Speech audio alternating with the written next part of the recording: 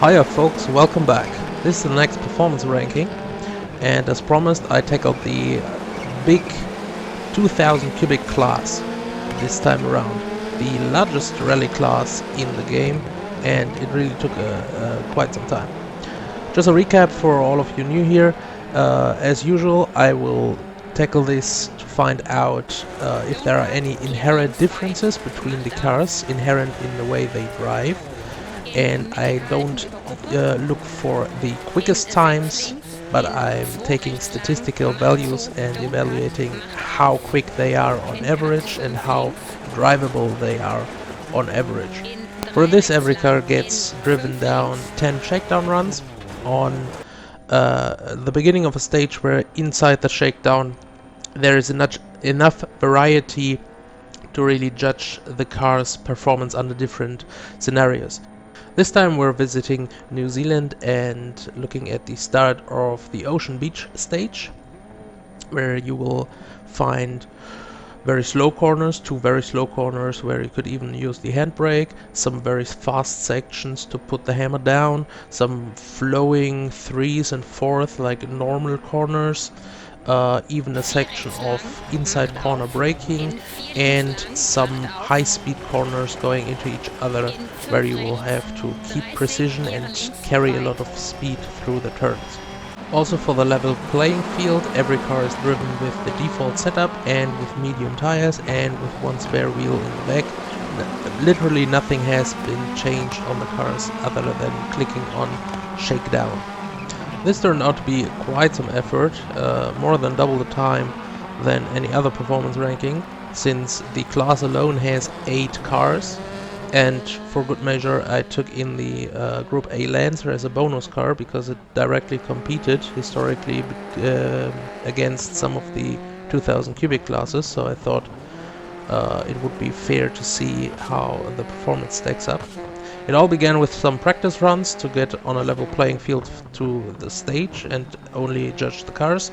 Then all those 9 cars got 10 runs plus one extra run of recording some replay, making for a total of 11 runs with every car. One run was about 1 minute with all the menu clicking in between and everything calculated together. It was over 2 hours of pure driving, plus the editing, plus the evaluation, plus everything. So it took some time, and that's why you had to wait a little bit for this video now. But now let's jump into the results. As it turns out, this class is very competitive, and all those times are very close together.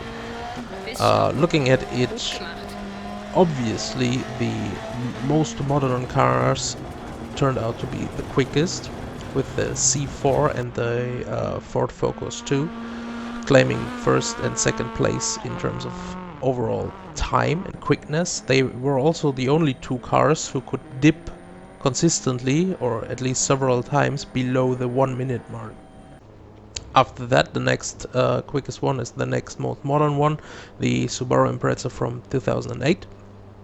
And after that comes a very level playing field with 60 seconds and a half for almost all of the rest except for one, and that really surprised me because the Subaru from 2001 turned out to have an average of 61.1 seconds, which is over half a second slower than all of the others. Half a second is significant here because it's just 1 minute of runtime. So if you're taking a whole New Zealand stage, which would be around 8 minutes, you would lose 4 seconds compared against yourself. Looking at how drivable those cars are, happily surprised, I found that the most drivable car, the most consistent times I could pull with the new Subaru S4 Impreza, which just had a standard deviation of 0.1 seconds, which is really good. Second one being the other Subaru from 2008, and all the rest really is also very close together, with the last one being the Focus 2 But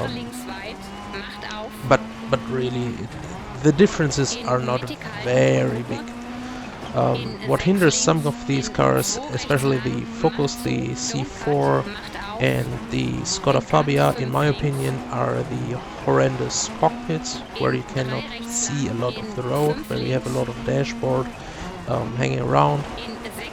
As you might know, I drug those cars as they were driven in real life and as you would see out of them in real life, so it is taken into consideration if a car has bad cockpit design. Some results might slightly differ if you drive them all from a bonnet view or something.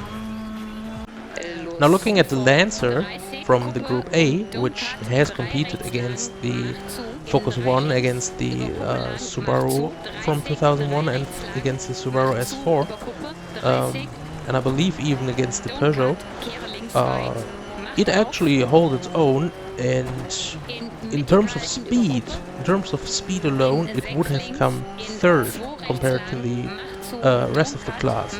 And in terms of controllability, it would have come center fourth, like right in the middle of it. So if the Group A Lancer, just unchanged as it is right now, would be able to compete against the 2000 class, it would be totally competitive. So maybe a little hint for the developers to just add another Lancer, maybe a copied Lancer for the other class, so you can drive those against each other. Just my humble opinion. So, looking at the whole result table, what you can conclude from this is that you, compared to some other performance rankings I've done, you cannot really pick a super bad choice here. All of them will be more or less competitive, and even the Subaru from 2001, despite being a bit slower, would still be competitive against those. Even for losing 4 seconds per stage is it's just a consideration when you are already competing against basically yourself. When you're competing against someone that has the same skill as you, that constantly pulls similar times, and if you yourself already have the driving skill to drive such consistent numbers where it matters. In most cases there is way more time to gain in your own driving skill than the car, and even in this class, more than anything, pick the car that you are most comfortable with, that you feel like most comfortable driving, and train on that. That will be a good choice for this class overall.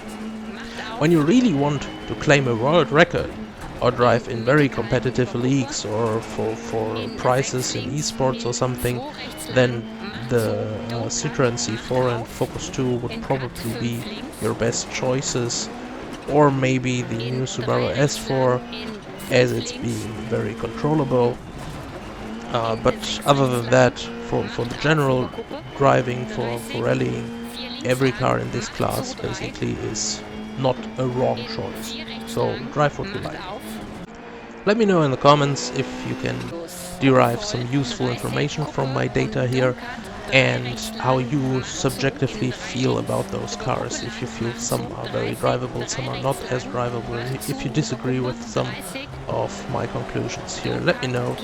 And other than that, I wish you a great day and see you next time. Cheers!